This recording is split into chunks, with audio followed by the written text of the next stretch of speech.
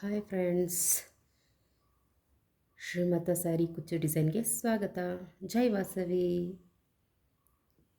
ಇವತ್ತು ನಾನು ಒಂದು ಸ್ಲ್ಯಾಂಟ್ ಆರ್ಚ್ ಕ್ರೋಶ ಕುಚ್ಚು ಯಾವ ಥರ ಹಾಕೋದು ಅಂತ ತೋರಿಸ್ತಾ ಇದ್ದೀನಿ.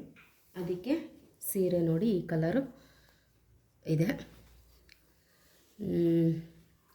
ಬ್ಲೂ ಮತ್ತು ಪಿಂಕ್ ಕಲರ್ ಕಾಂಬಿನೇಷನಲ್ಲಿದೆ ಫ್ರೆಂಡ್ಸ್. ಇವಾಗ ಇದಕ್ಕೆ ಸ್ಲ್ಯಾಂಟ್ ಆರ್ಚ್ ಕುಚ್ಚು ಹಾಕ್ತಾಯಿದ್ದೀನಿ.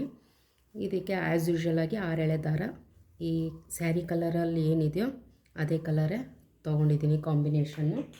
ಇವಾಗ ನನಗೆ ಇದಕ್ಕೆ ಇದು ಡಿಫ್ರೆಂಟಾಗಿ ಇರುತ್ತೆ ಕುಚ್ಚು. ಇವಾಗ 2 ಕಲರ್ ದಾರನೂ ಫಸ್ಟು ನಾನು ಸೀರೆಗೆ ಹಾಕ್ಕೊಂಡು ಈ ಥರ ಲಾಕ್ ಮಾಡ್ಕೊತೀನಿ. 2 ಕಲರ್ ಥ್ರೆಡ್ಡನ್ನು ಒಂದೇ ಸತಿ ಹಾಕ್ಕೊಂಡಿದ್ದೀನಿ ಫ್ರೆಂಡ್ಸ್. 2 ಕಲರ್ ಥ್ರೆಡ್ನ ಒಂದೇ ಸತಿ ಸೀರೆಗೆ ಲಾಕ್ ಮಾಡ್ಕೊತಾ ಇದ್ದೀನಿ. ನೋಡಿ ಈ ಥರ ಸೀರೆ ಒಳಗಡೆಗೆಯಿಂದ ಕ್ರೋಶ ಹಾಕಿಬಿಟ್ಟು ದಾರ ಎಳ್ಕೊಂಬಂದು ಇವಾಗ 2 ದಾರನ ಸೇರಿಸಿ ಗಂಟು ಹಾಕ್ತಾಯಿದ್ದೀನಿ. ಮತ್ತು ಇನ್ನೂ ಒಂದು ಸತಿ ಗಂಟು ಹಾಕ್ತಾಯಿದ್ದೀನಿ. 1-2 ಸತಿ ಆದರೂ ಹಾಕಬೇಕು ಫ್ರೆಂಡ್ಸ್, ಇಲ್ಲಾಂದರೆ ಬಿಚ್ಕೊಂಬರುತ್ತೆ. ಇದು ಸಿಲ್ಕ್ ಥ್ರೆಡ್ ಅಲ್ವಾ, ಅದರಿಂದ. ಆದಮೇಲೆ ಇವಾಗ ಕ್ರೋಶ ಹಾಕಿಬಿಟ್ಟು ದಾರಾನ ಎಳ್ಕೊಂಬಂದು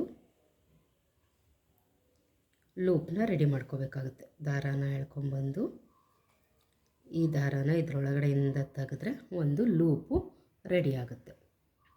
ರೆಡಿ ಆದಮೇಲೆ ಇವಾಗ ಒಂದು ಸಿಂಗಲ್ ಕ್ರೋಶನ ಹಾಕ್ಕೊಳ್ಳೋಣ. 2 ದಾರ ಸೇರಿಸಿ ಸಿಂಗಲ್ ಕ್ರೋಶ ಹಾಕ್ತಾಯಿದ್ದೀನಿ. ಹಾಕಿದಾದಮೇಲೆ ಇವಾಗ ನಾವು ಯಾವ ಕಲರ್ದು ಸ್ಲ್ಯಾಂಟ್ ಆರ್ಚ್ ಮಾಡಬೇಕು ಅಂತಿದ್ವೋ ಆ ಕಲರ್ ಮಾತ್ರ ಕೈಗೆ ಸುತ್ಕೋಬೇಕಾಗುತ್ತೆ. ಈ ಥರ ದಾರಾನ 2 ಸೇರಿಸಿ ಹಾಕಿದ್ದೀನಲ್ವಾ. ಇವಾಗ ಯಾವ ಕಲರ್ದು ಹಾಕಬೇಕು ಅಂತಿದ್ರೆ ಆ ಕಲರ್ದು ದಾರಾನ ನಾವು 6 ಎಳೆ ದಾರಾನ ಕೈಗೆ ಈ ಥರ ಸುತ್ಕೋಬೇಕು. ಇನ್ನೊಂದನ್ನು ಹಿಂಗೆ ಬಿಡಬೇಕು. ಇಲ್ಲೇ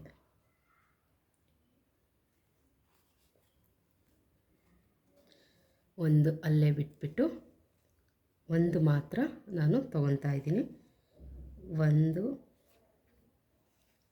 2 3 4 5 ಚೈನ್ ಹಾಕ್ಕೊಂಡು ಅದು ಎಲ್ಲಿಗೆ ಬರುತ್ತೋ ಅಲ್ಲಿಗೆ ಹೋಗಿ ನೋಡಿ ಸೀರೆಗೆ ಲಾಕ್ ಮಾಡ್ತೀನಿ. ಸೀರೆ ಒಳಗಡೆಯಿಂದ ದಾರ ತಂದು 2 ದಾರಾನ ಒಂದು ಮಾಡ್ತೀನಿ ಅಷ್ಟೇ. ಲಾಕ್ ಆಯಿತು.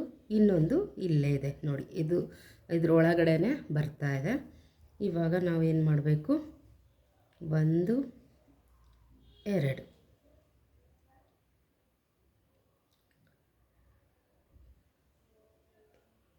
2 ಚೈನ್ ಹಾಕ್ಕೊಂಡು ನೀಡಲ್ ಮೇಲೆ 2 ಸತಿ ದಾರ ಸುತ್ತಕೊಂಡು ಸ್ಲ್ಯಾಂಟಾಗಿ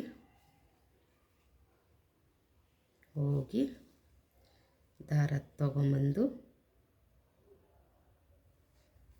ಸ್ಲ್ಯಾಂಟಾಗಿ ಇಟ್ಕೊಂಡು ಹೋಗಿ ದಾರ ತೊಗೊಂಬಂದು 2 ದಾರನ ಒಂದು ಮಾಡಿ 2 ದಾರನ ಒಂದು ಮಾಡಿ 2 ದಾರನ ಒಂದು ಮಾಡಬೇಕು. ಈ ಥರ ನೋಡಿ ಫ್ರೆಂಡ್ಸ್. ಈ ಥರ ಆದಮೇಲೆ ಇವಾಗ 1 2